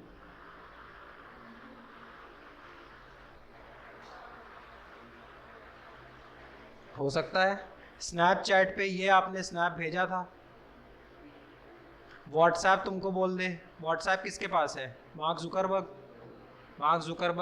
व्हाट्सएप तुमको 2065, ऐसे तुम्हारे साथ ही नहीं हो रहा है। अंकित कुमार वर्सेस मानस हो रहा था चुनाव, दोनों की डेटा किसके पास है? वो अपने हिसाब से पॉलिसी बनवा सकता है, तुमको कभी भी ब्लैकमेल कर सकता है। वो करेगा नहीं, उसका काम यही है, वो करेगा नहीं। तुमसे आज तक गूगल ने किसी भी चीज़ के पैसे लिए? यूट्यूब किसका है? गूगल का। जीमेल किसका है? गूगल का। फेसबुक, इंस्टा, व्हाट्सएप सब मार्क जुकरबर्ग के। आज तक एक भी पैसा लिया? क्यों? क्योंकि तुम खुद प्रोडक्ट हो। मुझे दुनिया में एक चीज़ बता दो जो फ्री मिलती हो। कुछ फ्री नहीं होता। गूगल चाह ले आज तुम्हारे फ़ोन में जीमेल बंद कर दे, यूट्यूब बंद कर दे, और एक्टिविटीज़ बताओ जो गूगल जिस पे कंट्रोल रखता हो। ऐप स्टोर, मेरी कोई कंपनी है, मेरा ऐप ही हटा दिया ऐप स्टोर से गूगल ने, मैं क्या कर लूँगा? प्ले स्टोर, तुम्हारे फ़ोन से प्ले स्टोर हटा दे, तुम कोई नया ऐप ही नहीं डाउनलोड कर पा रहे हो। किसी कंपनी के पर्सपेक्टिव से देखो, जोमेटो को गूगल बोले बेटा जोमेटो तुमको मैं प्ले स्टोर से हटाता हूँ, जाओ। कहाँ से लाओगी जोमेटो का ऐप? जोमेटो बंद, स्विगी बंद, उबर बंद, ओला बंद। अब ये डेटा किसके पास है? गूगल। और गूगल तुमसे आज बोलो, सोचो ना, आज गूगल कह दे कि अगर गूगल की सर्विसेज चाहिए तो महीने का 100 रुपये देना पड़ेगा, तुम दोगे? गूगल क्या क्या तो कवर कर रहा है यार, यूट्यूब उसका, जीमेल उसका, प्ले स्टोर उसका। मार्क जुकरबर्ग कह दे महीने के 100 रुपये चाहिए, फेसबुक, व्हाट्सएप, इंस्टा सब हटा देगा तुम्हारे फ़ोन से, तुम 100 रुपये नहीं दोगे? तुम दोगे 100 रुपये, और उसको 100 रुपये अभी चाहिए ही नहीं। क्यों? वो जानता है तुम इंस्टाग्राम पे क्या देखते हो, वो जानते हैं तुम फेसबुक पे क्या देखते हो। वो ऐसी कंपनीज को अप्रोच करते हैं कि देखो बेटा मैं जानता हूँ कि इसको इस चीज़ की नीड है, इसको इस चीज़ का ऐड दिखाओ। मानस को जूते चाहिए, इंस्टाग्राम को मालूम है। कैसे मालूम है? गूगल को मालूम है। कैसे मालूम है? क्योंकि गूगल पे उसने सर्च कर लिया, good sport shoes, black sport shoes. अब गूगल के पास ये डेटा है, गूगल ये डेटा जूते बनाने वाली कंपनीज को बेच देगा कि देखो बेटा मैं तुमको बता रहा हूँ, मानस नाम के आदमी को जूता चाहिए, अब जिसमें बेचने का दम है बेच ले। मानस से वो 1 रुपया नहीं लेगा। इंस्टाग्राम, गूगल, फेसबुक कुछ नहीं लेंगे, क्योंकि तुम्हारे पास, गूगल के पास मानस नाम के आदमी का क्या जा रहा है? अब डेटा तो जाएगा, नई टेक्नोलॉजी है, जाना ही जाना है। गलती तब होगी जब डेटा का ब्रीच होने लगे, और ये डेटा का ब्रीच ही तो हो रहा है। मानस जब गूगल पे अकाउंट बनाता है तो मानस को ये नहीं मालूम होता है कि मेरा जो डेटा है वो तुम किसी जूते बनाने वाली कंपनी को दे दोगे, और वो चुपचाप देगा। समझ में आ रहा है? अब सारा डेटा किसके सर्वर पे जा रहा है? गूगल के। गूगल कहाँ की कंपनी है? गूगल पे कोई भी पेनाल्टी लगानी हो, कुछ भी करना हो, कौन कर पाएगा? US government. तो इंडिया के जितने लोग हैं उनका डेटा का क्या हो रहा है? एक्सपोर्ट। हम अपना डेटा बाहर फेंक रहे हैं और डेटा सारा कहाँ जा रहा है? यूएस में। समझ में आ रहा है? इसीलिए तुमने एक चीज नोटिस की होगी, जियो शुरू में फ्री बांटा। पहले के ज़माने की सारी लड़ाई किसकी होती थी? ऑयल की, क्योंकि तेल से ही मशीन चलती थी। तेल ही थी लड़ाई की जड़। इराक, ईरान, कुवैत में अमेरिका ने क्यों इन्वेड किया? क्योंकि तेल चाहिए था, तेल से ही फैक्ट्रियाँ चलती थी। अब आगे का ज़माना किसका है? डेटा का। जियो को शीशे में पढ़ो, जियो को पलटो, जियो की मिरर इमेज बनाओ। Data is the new oil. इस सदी की लड़ाई ऑयल की नहीं होगी, डेटा की होगी। Data is the new oil, Jio oil. सुन, हाँ समझ में आ रहा है? Data is the new oil, इसलिए जियो इस गेम में है। जिसके पास का डेटा, 40 करोड़ लोग जियो चला रहे हैं। मुझे मालूम है तुम क्या देखोगे, मुझे मालूम है तुम क्या खरीदोगे, मुझे मालूम है तुम क्या पहनोगे, मुझे मालूम है तुम सोते हो। समझ में आ रहा है? कौन मेरा दोस्त है, मैं किससे बिजनेस मीट करता हूँ, किससे क्या लेता हूँ, किसको क्या देता हूँ। Data is the new oil. Jio को पलट के देखो, ऑयल लिखा हुआ है। आगे की लड़ाई ऑयल की नहीं, डेटा की होगी। डेटा के गेम में तो जियो भी आ गया। समझ में आ रहा है? अब देखो, इन्हीं ये सारी प्रॉब्लम से पूरी दुनिया ग्रसित थी। तो यूरोपियन यूनियन, अब यूरोप के लोग ज़्यादा एडवांस होते हैं, कानून बनाया जीडीपीआर। इसका फुल फॉर्म देख के आना, नेक्स्ट क्लास में हम डिस्कस करेंगे। जनरल डेटा प्रोटेक्शन राइट, ऐसा कुछ एक लॉ बनाया। अब इंडिया में भी डिमांड होना शुरू हुई, कुछ लोगों ने पढ़ना शुरू किया कि भाई मेरा तो डेटा जा रहा है, मेरा तो डेटा जा रहा है। तो सरकार ने सुप्रीम कोर्ट के एक जस्टिस को बुलाया, रिटायर्ड जस्टिस को, जस्टिस श्री कृष्णा। और जस्टिस श्री कृष्णा जी को बोला गया कि आप ऐसा करिए, एक कानून बनाइए जिस कानून से हम अपने देश के लोगों का डेटा प्रोटेक्ट कर पाए। इसलिए इन्होंने एक ड्राफ्ट बना के दिया जिसका नाम रखा पर्सनल डेटा प्रोटेक्शन बिल। कानून नहीं बना, personal data protection bill, PDP act.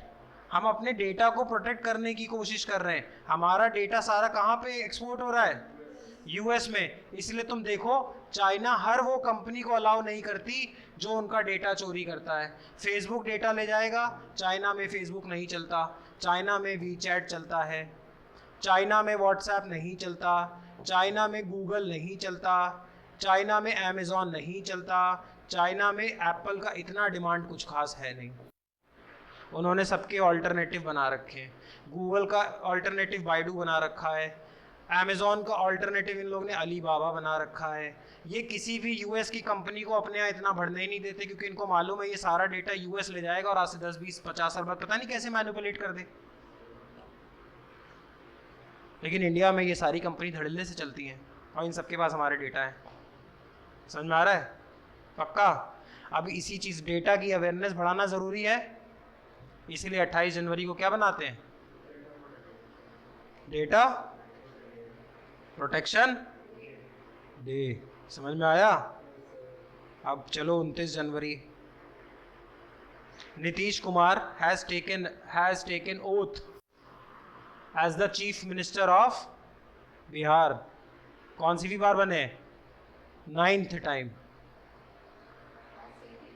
Nitish Kumar has taken oath as the chief minister of Bihar for the 9th time.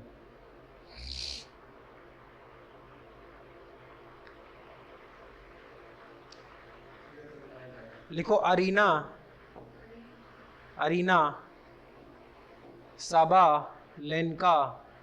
Sabalenka of Belarus. Russia के पास में एक देश है Belarus, of Belarus has won women's singles title in Australian open 2024।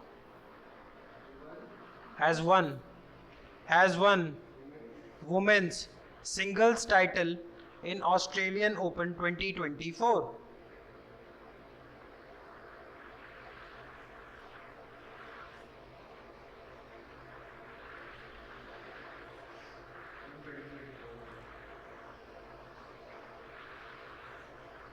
This year Filmfare Award 2024 were organized in Gandhi.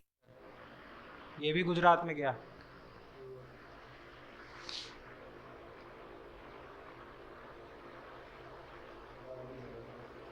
GI tag बहुत अच्छे से समझा रखा है ना, आप समझाने की जरूरत नहीं है. लिखो धन कनाल माझी, ये बताना क्या चीज होती है. धन कनाल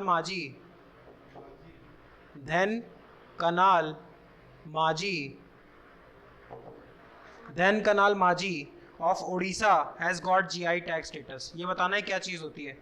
और अब 10 बार पढ़ चुके हैं, जीआई अब नहीं पढ़ना है. लिख लिया, आगे लिख लिया. लिखो कंट्री ऑफ ईरान, ईरान की capital Tehran. The country of Iran has launched 3 satellites. Country of Iran has launched 3 satellites named Mehda,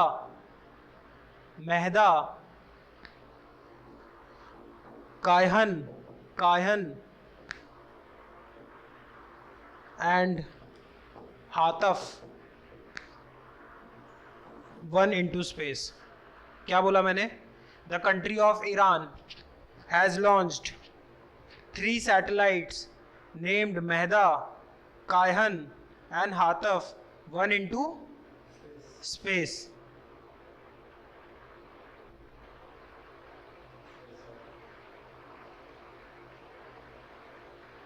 फिर लिखो farmer deputy chief minister of Rajasthan.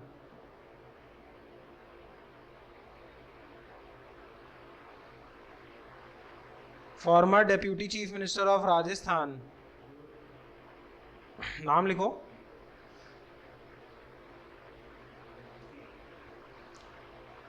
Harishankar Bhabhra. Harishankar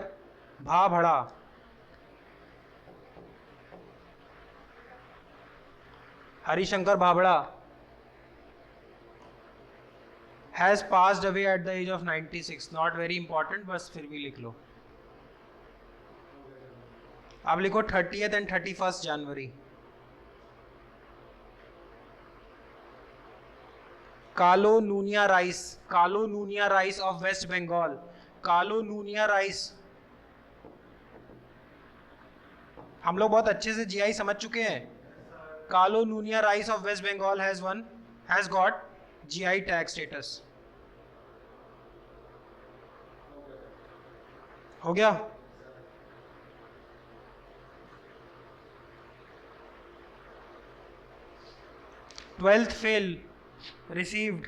The movie 12th Fail received Best Film Award at 69th Filmfare Awards.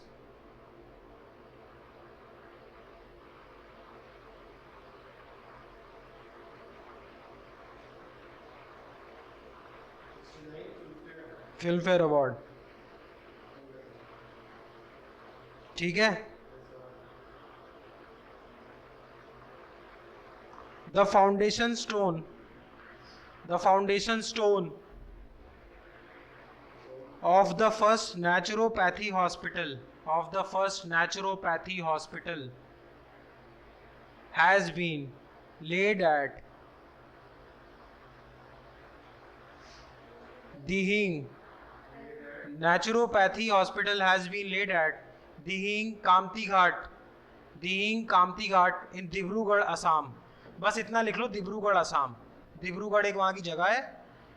और naturopathy समझते हो? मुन्ना भाई MBBS देखी है?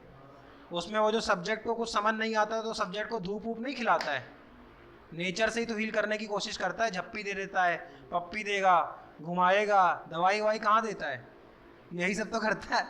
Subject के साथ क्या करता है? सब्जेक्ट वो होते हैं, वो उसको ना दवाई देता है, वो उसको कैसे सही करता है? नेचर में घुमा रहा है, घास पे घुमा रहा है, कहीं दौड़ा रहा है, कहीं करा रहा है.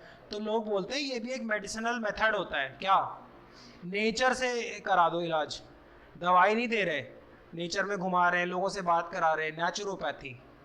तो उस पहला नेचुरोपैथी वाला हॉस्पिटल कहाँ बना है? डिब्रूगढ़, असम में। उसका शिलान्यास हुआ है, अभी बना नहीं है, पहला स्टोन लग गया, बनेगा। और नेचुरोपैथी मतलब वही सब्जेक्ट, मुन्ना भाई एमबीबीएस वाला सब्जेक्ट जो है, उसको नेचुरोपैथी से ही मुन्ना सही करता है, उसको कहाँ कुछ दवाई ववाई देता है। समझ में आया? पक्का हंसने की क्या बात है यार।